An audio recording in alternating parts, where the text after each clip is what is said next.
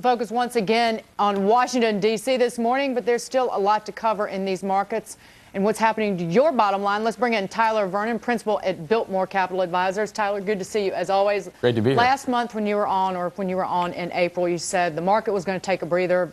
It really didn't, but Is this the breather that we're expecting from what started last week? Yeah, it certainly ran up a lot more than I think most people anticipated. People have been really looking for less bad news, and that's what they got. But I think going forward, they're going to really be looking for signs of growth. And we just don't see there being a lot of great positive things to talk about out there, especially after this earnings season has come to fruition. So I think at this point, when we look at regular recoveries, we've seen the bulk of the recovery happen within the first 60 days. So we're past that 60-day period of time. We're already seeing a pullback. And as I said, the S&P is sitting currently at a 15, where it was back in September. And we just don't see a whole lot of great things happening that's going to push this market to the next level. Well, money's coming out, Tyler. We talked about it yesterday, how the Investment Company Institute shows there's so much money going into mutual money market funds, cash equivalents, and coming out of equity funds. In other words, people are afraid. Is that going to be a sea change? I mean, are people just going to put their money in cash for years to come? Or is this a holding pattern? Because that's all it is, right? Stocks go up when there are more buyers than sellers. Period. Sure. Well, I think there's a lot of other opportunities out there that people will be looking for, whether it's on the fixed income side, commodity side. But again, investors at this point, I think, will be sitting on the sidelines. I think smart money is not going to want to get in, where it is at this point.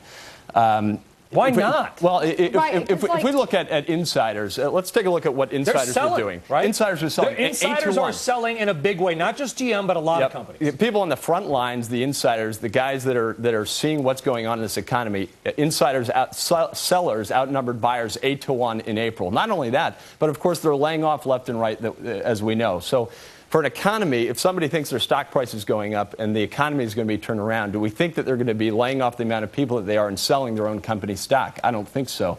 And I think we really need to, to look at what's going on. I think a lot of these growth numbers, Fed is talking tomorrow. They're going to be giving revised numbers on growth and unemployment. I think that's going to disappoint. But the central question is, do you think earnings and the economy can get back to the peak levels that we saw before the housing bubble blew up, before the market cratered? Because if you think it's going to happen in 5 or 10 years, then why not buy stocks today? Well, I think for somebody that has 5-10 years, get in, be dollar cost averaging as we go. For somebody that's more worried about what their accounts are going to do over the next 6 months, I would be waiting, for a pullback. I think, the consumer, to get a lasting recovery, the consumer needs to be in the game. And the consumer just isn't in the game. We saw this by, from some of the retail numbers that came out last week.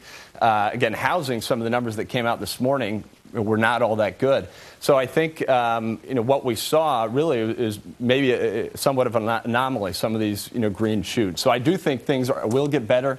I just think it's going to take a lot more time than people anticipate. It's hard to read those housing starts numbers. What you're talking about, they came in worse than expected. It was the biggest drop since the numbers begun being recorded, back in the 80s.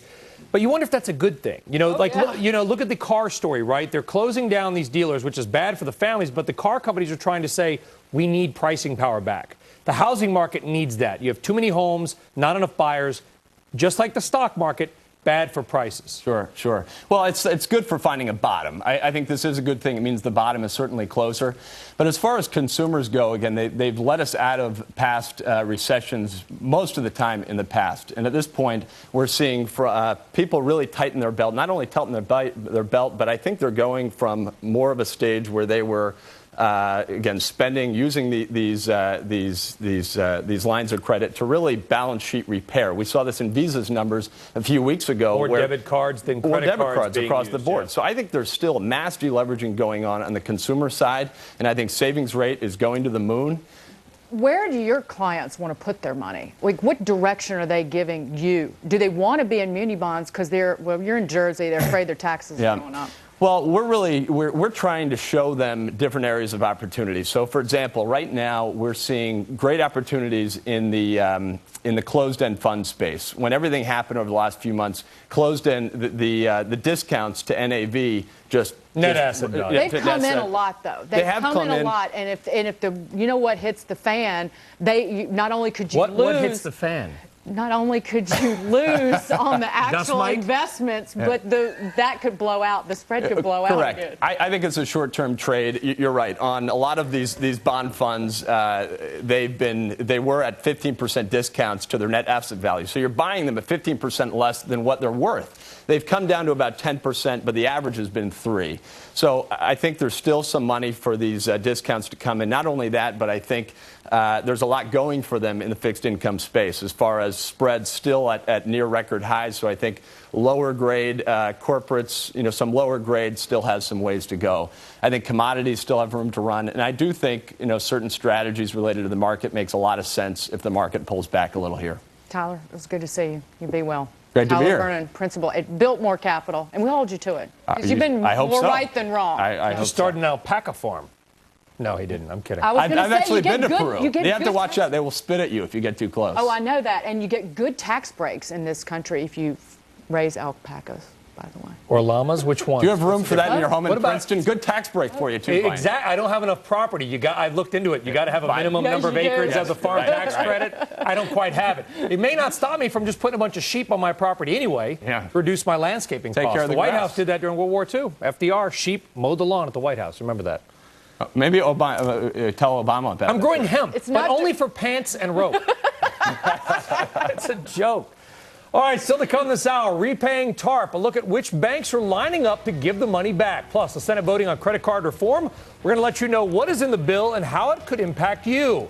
And is the government trying to fix the housing mess or actually adding to the problem? Do you know you might soon be able to use that first-time homebuyer's tax credit as your down payment? Isn't that how we got here? Dagan says yes. We're back right after this.